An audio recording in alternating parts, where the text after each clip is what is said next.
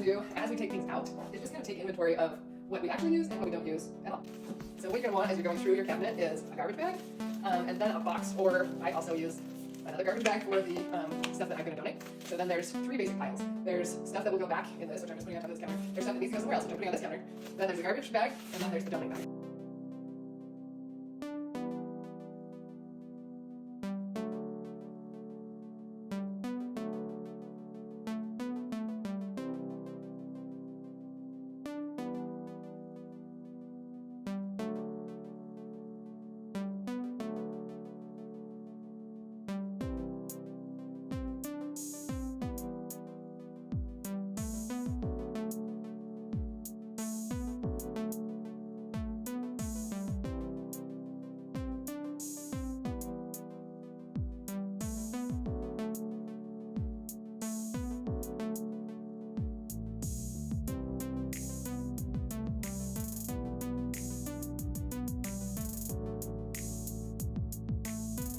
The next thing is probably the most important thing, because the regular mindset is like, oh, I have empty space, I need to fill the space.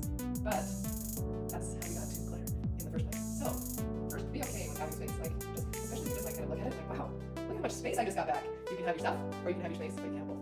So enjoy the space, and as you're going through your days and stuff like that, you can find places where there's, oh, it's a little crammed up here, or oh, I use this pretty often, but it's back in the pantry. Like, I need to bring that out further. Okay, slowly you can put things into the space, but don't do it by default anymore. Let's design our kitchens and our whole houses in a way that is functional and so easy to clean. Like, look at how easy this is.